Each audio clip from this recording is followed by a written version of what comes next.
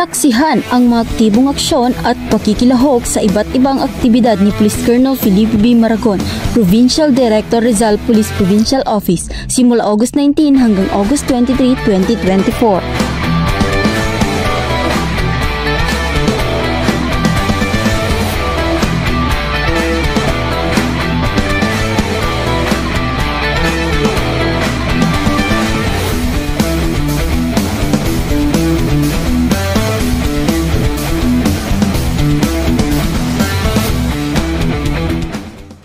Nito lamang August 20, 2024 ay nagsagawa ng inspeksyon at monitoring si Police Colonel Maragon sa mga duty personnel ng RPMFC contingent sa Marilaki Highway, Barangay Kayumbay, Tanay, Rizal.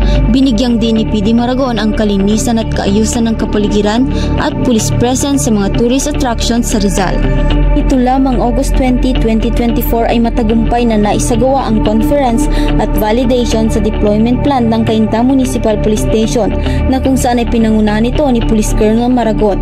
Katuwang ang provincial staffs, iprinisinta ni Police Lieutenant Colonel Joseph D. Makatangay ang deployment plan ng Cainta Municipal Police Station at estratehiya upang mapanatili ang kaayusan at katahimikan ng munisipalidad. Gayon din tinalakay sa nasabing aktibidad ang iba pang concern na mas makakabuti upang labanan ang kriminalidad.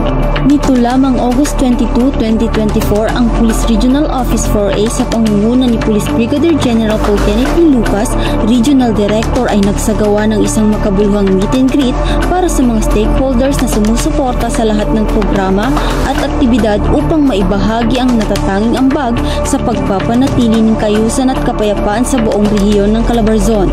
Nagpakita naman ng suporta at pakikisa si Police Colonel Maragon sa nasabing aktibidad, kasama rin ang lahat ng provincial directors ng Pro-4A, regional staff, regional support units at RMFB 4A. Nito lamang August 23, 2024, ang Rizal Police Provincial Office sa pamumuno ni Police Colonel Maragon ay nagsagawa ng road safety campaign at law enforcement operation katuwang ang Rizal Provincial Highway Patrol Team, Baras Municipal Police Station at HPG Force Multiplier sa kahabaan ng Marilaki Highway.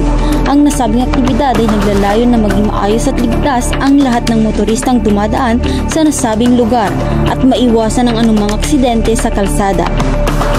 Yan ang mga aktibong pakikisa at pakikilahok sa mga aktibidad ni Police Colonel Felipe B. Maragon, Provincial Director Rizal Police Provincial Office. Dahil sa bagong Pilipinas, ang gusto ng pulis, ligtas ka.